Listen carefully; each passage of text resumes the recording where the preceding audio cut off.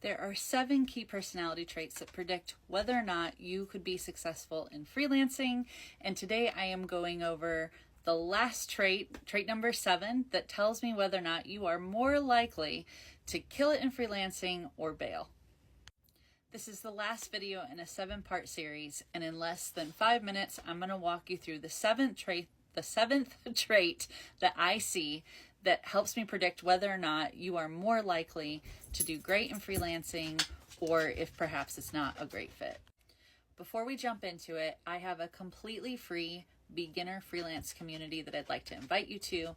If you've been curious about freelancing, if you want to explore it or maybe even give it a try, this community is a great place to start. Just leave me a comment below letting me know you want an invite and I will get you in.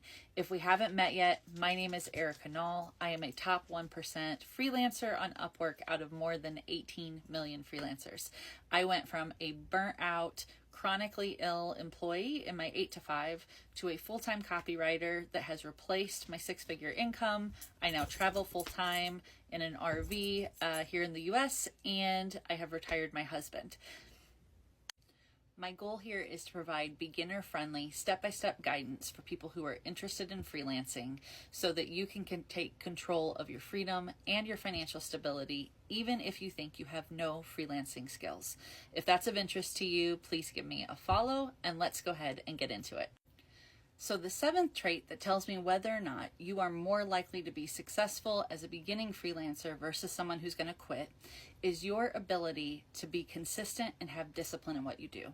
And this really applies to most anything when it comes to being successful, no matter what it is, right? Is our ability to continue to show up regardless of how hard things are, regardless of what setbacks we have. And so that is it's probably the most important. It's why I saved it to the last one. So one of the things when you are a beginner freelancer is that it is a grind. The first part is a grind. And it is, I'm sure you've heard of the 80-20 rule before, right? Like where 20% of, sometimes you'll hear it with employees where it'll be like 20% of your best employees produce 80% of your revenue, or 20% of the actions you take drives 80% of your revenue. So it's the same, think of it again, the 80-20 rule, but instead it's that you are going to be putting in like 80% work, grind, rejection, hardship to get 20% of the pie, right? And it's going to be hard when you first start. And it's going to be when you feel like you're constantly getting, it's not always negative feedback, but sometimes it's just no feedback, right? You just feel like you're not getting any traction. People aren't responding. You're not landing jobs. And so it's the ability to continue to show up anyway, to continue to do the work anyway. And so there's a lot of people that when they are feeling sensitive to that rejection, or they're putting in a lot of work to not get a lot of return, they end up bailing on it. Now, this is different from a lot of the passive income sort of promises you'll see online where people are like, oh yeah, you can make $1 million by tomorrow and it's so easy, 2 minutes a day. This is completely different. With freelancing, truly, I mean it, you could have hundreds, if not thousands of dollars in your bank account, 30, 60 days. And with me, like when I first started, I went from literally my very first contract was like $10, right?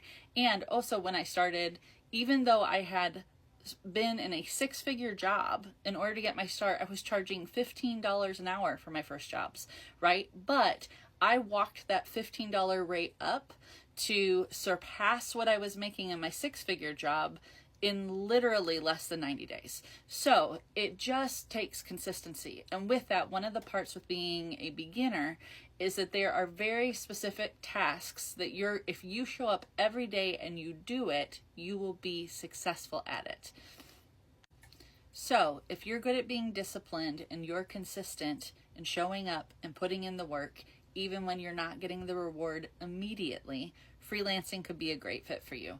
And even if you struggle with that, if you're willing to, if that's a skill that you want to build, trying out freelance is a good place to start to see whether or not you can show up consistently day after day and put the work into to see whether or not freelance could be a good option for you to start bringing in some extra money and to work towards having potentially long-term freedom to be self-employed. So if that's of interest to you, I would love for you to join my free beginner community. There's no webinar or upsell or $2,000 course on the back end. It truly is just free and support. Leave a comment below letting me know you want an invite and I will get you in. And if you found this helpful, the 7-part series, if you haven't seen the other ones, go back and watch them. But please give me a follow and I will be back next week with more helpful guidance on how you can get started in freelancing.